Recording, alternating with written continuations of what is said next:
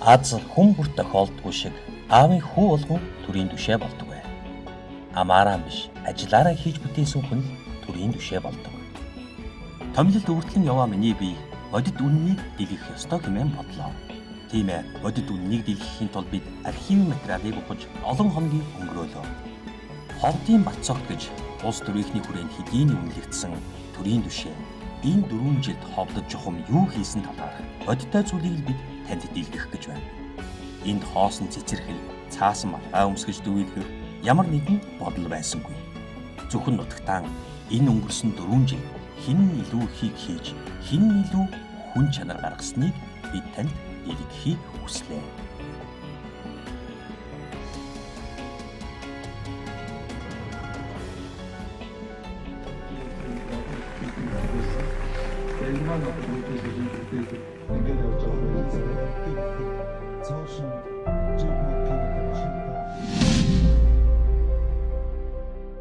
Аслагдсан бүс нутгийн бензин шатгууны үнийг Улаанбаатарынхаа үнэтэй ижил төвшөнд авчирч чадсанараа бол маш том амжилт болсон юм.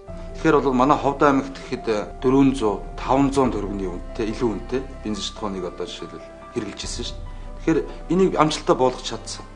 Амжилттай болгоод Улаанбаатарын төвшөндөө авчирч чадна гэдэг бол энэ маш том амжилт. Ингэж бууснаар ямар амжилт авчирсан бэ гэхээр ард иргэдийн гар дээр асар их хэмжээний мөнгө хэмнэлт болж үлдчихэж байгаа байхгүй.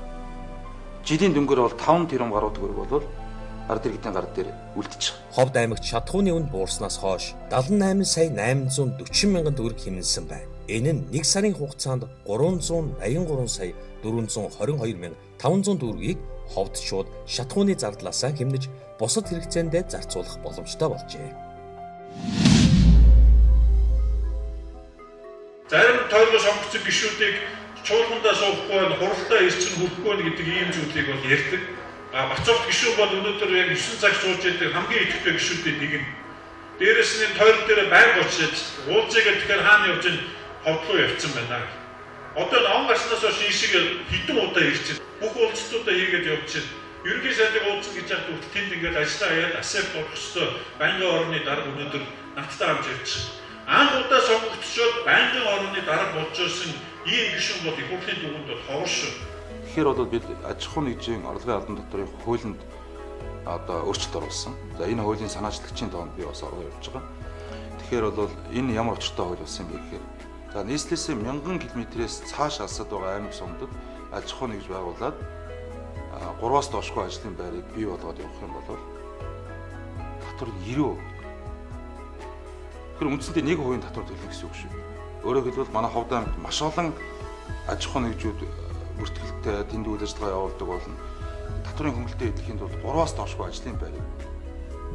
Тэгэхээр маш их ажлын байр нэмэгдэх энэ болцоо бүрднэд хүн бүхэн ажлын байртай цалинтай орлоготой байх юм бол ямар ч асуудал байхгүй хүн өөрийнхөө амьдрал төлөвлөлтийн ажил амьдрал гэр бүлээ аваа явуулах юм болцоо.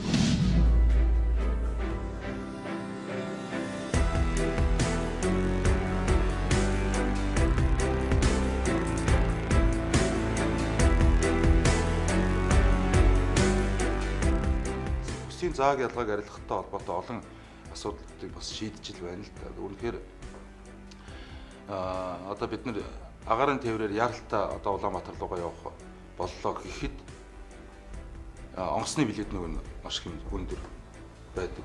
Энийг яаж буулгах вэ гэдэг арга бол Ховд аймаг руу том онгоцны сэгдэг болгосон хамгийн том ач холбогдолтой байна. Тэгэхээр Баян Улгийн увс Ховд аймгийн зорчигчдыг Ховд аймагт буулгаад эндээсээ жижиг онгоцоор Баян Улгийн увс руугаа зөөгөөд Баян Улгийн увсынхаа хотын ухц зорчигчдыг эргэж Ховд дээр төвлөрүүлээд том онгоцоор зөөчж байгаа. Нэгдүгээр цаг хугацаа хэмжиж байгаа. Хоёрдугаар билетний үнийг 40% хүртэл хямдруулж байгаа. Дээрээс нь 30 кг ачааг үнэгүй тээж явахын эрхийг өгч байна. Тэгэхээр энэ бол маш том дэвшил авчирсан. Нэгдүгээр цаг завыг хэмжсэн. Мөнгө төргийг хэмжсэн. Ийм зүг бодлого байна. Энийг харин тууштай, доктортой болох тал дээр бол бид цаашдаа анхаарч ажиллах шаардлага байна. Ховд аймаг бол манай ховдчууд их азтай хүмүүс ч боддог юм. Босоо тэнхлэгийн олон улсын чанартай зам байна. Энэ замаа бид хангалттай хэмжээнд урагшлуулж чадлаа. Оросын холбооны улс, Бүгд найрамд Хятад улс руу ачаа эргэлт, бараа эргэлт янз бүрийн төвшөнд бол хөгжих юм болцсон сайхан үе даалгана гэж байна. Үнэхээр манай ховдод бол Монгол улсын хэмжээнд байхгүй тийм өндөр чанартай зам баригдаж чадсан. Дэд үтсийн хувьд бол Ховд аймаг бол хангалттай хөгжиж штэ. Жишээлбэл одоо Ховд аймгийн хэмжээгээр 1000 гаруй километр зам одоо байна. 16 сумаас 13 нь ямар нэгэн байдлаар хатуужилттай замаар холбогдсон байна.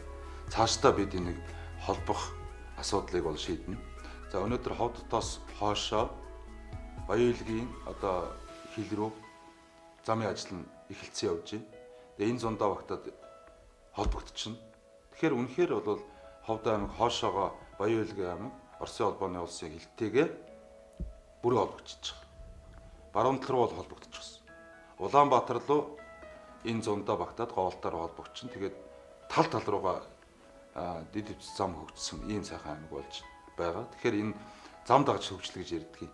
Алтай нурууг давж 3 сумд очно гэдэг бол хүнд даваа байлаа. Энэ мөрөөдөл биелэлэн олж бүс нутагт хөгжил авчирсан хөгжлийн гол зам ашиглалтанд орлоо. Малчтынхаа орлогыг сайжруулах, байнга экспортод махаа гаргаж ашиг орлоготой байлгахын тулд бид юу хийх вэ гэхээр махны экспорт хийхээс өөр арга байхгүй. Тэгэхээр өндөр технологийн махны үйлдвэр барих ажлыг одоо засгийн газрын түвшин шийдвэрийг гаргаад явж байна. Тэгэхээр энэ бол маш том одоо ажлын байрыг бий болгоод махны үйлдвэрийг тооцсон асар том олон бизнесийн сүлжээ бий бол. Өнгөрсөн 20 жилийн хугацаанд 20 гаруй жилийн хугацаанд бид уул уурхаагаа хэд шүтэж яваад хөдөө аж ахуйн салбараа хайцсан, орхигдуулсан. Үнэхээр хөдөө аж ахуй гэдэг бол ямар шахагдшгүй ундрахтай, ямар мундаг нөхөн сэргээгддэг юм баялаг хажууд маань байгаа вэ гэдгийг бид мартцсан байсан байхгүй. Энэ хямрал бол биднэрт асар том боломжийг нүдэн нэг боломжийг олгосноор би их ачаалттай гэж бодож байна. Өөрөөр хэлбэл энэ эх 4 жил бид нэр уул уурхаагаас ашиг орлого олд юм бол энэ ашиг орлогоо зөв хөрөнгө оруулалт болж хөдөө аж ахуйгаа босгож ирээд хөдөө аж ахуйн брэнд бүтээгдэхүүнүүдийг бий болгоод тийг гадагш нь экспортлдог болгож иж Монгол улс бол хямрахгүй тийм эзэгтэй бол. Монголыг дижитал магадгүй малчтын зарим гэж малчтын төлөв дуурж өгнө. Харин махны өнөөдөр та тэргүүн болсон юм байна. Жилээ сайн гой санаа хийлээ дэмжиж байна. Тэр малчтай үнэхээр залуу халаагаа бэлтгийг бол энэ дээр бол бодлого харах цаг болжээ. Малчтад бид бүхэнд бас нийгэм тийм ээ зохих хэмжээний хувь нэмрээ оруулсан учраас энэ удаад бол одоо би бол бацагт гишүүнд бол онц гэсэн төн тавьж байна. Тэгэхээр Ховд аймгийн Эрдэнэ нүрийн сумын сэжигтийн хавцалт бол томоохон усан цэглэх хастанд барих ажлыг эхлүүлээд улсын нийслэл 2 жил дараа мөнгө тавиад төслийн нэгжийг байгуулад ингэж адилж байгаа. Тэгэхээр дөрөвний цэглэх станцыг дараа 4 дахин үржүүлсэнтэй тэнцэх хэмжээний ийм том цэглэх станцыг барих гэж байна. Энэ цэглэх станц барьснаар бид нэр баруун 3 биш баруун 5 аймгийнхаа эрчим хүчний хэрэгцээг 100% хангаад цаана өчнө илүүдэлтэй болж байгаа. Энэ илүүдлээ бол бид төвийн эрчим хүчний систем рүү өгж болно. Эсвэл одоо баруун бүсд олон үйлдвэрүүд барих юм бол эрчим хүчний хачаалт болж байгаа.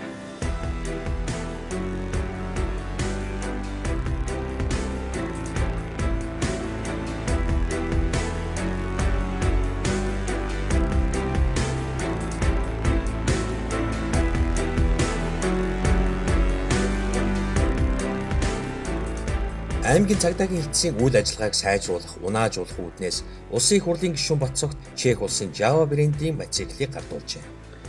Бацогтын 4 жилийн тайлан харахад өөрийн сонгогдсон тойрогтоо 40 гаруй удаа ажиллахдаа хамгийн цөөн очсон сумандаа 7-оос 8 удаа очиж 40,000 гаруй иргэдтэй уулзалт хийжээ. Ер нь миний мэдхээр энэ багт төр засгийн ийм өндөрлөгийн хүн ирдэггүй газар. За 1976 юу нэг онд их хурл тэгэхэд их хурл гэж байсан. Тэгэхэд нэр дэвшижсэн бугийн дэжид гэж нэг хүн ирсэн. Тэрнээс хойш одоо энд ирэн хүн ирснийг би сайн санахгүй байна. За Дэмбэрэл гишүүн ганц нэг ирсэн байж магадгүй би тэрийг бол мэдэхгүй байна. Ирсэн болов гэж бодож байна. За ингэх юм бол 3 дахь нь болж байгаа юм. Гүү бол 2 дахь нь болж байгаамаа Бацогт гишүүн. Манай Бацогт гишүүн маань үнэхээр улс төрт одоо байх ёстой төрийн бодлогыг тодорхойлцох ёстой хүний нэг гэж бол би үздэг. Бацогт гишүүнийг би маш хүндэлдэг. Улс төрхтэй, төр төрхтэй улсын их хурл хэрэгтэй хүн гэж би боддог. Альва асуудал тууштай ханддаг, шуурхай ханддаг, шудраг ханддаг, хууль тогтоох дээд байгууллагад заавал ажиллах ёстой ийм одоо шинэ санаар бүрдсэн одоо төрийн түвшээ гэж үзэж байгаа. Тууштай юмныхаа араас одоо ууггүй хөөцөлдөг хүүхдийн төлөө, эмэгтэйчүүдийн төлөө, Монголын гэр бүлийн төлөө, Монгол хүний эрүүл мэндийн төлөө үнэхээр сэтгэл зүрх одоо гаргаж одоо ажилласан ийм одоо сайхан манай одоо тэргүүний улс төрчин нэг байгаа. Дэмжээрээ Бацагт бол тэгэхээр та бүгдийн төлөө явж чадах юм сэтгэлтэй улс төрч шүү.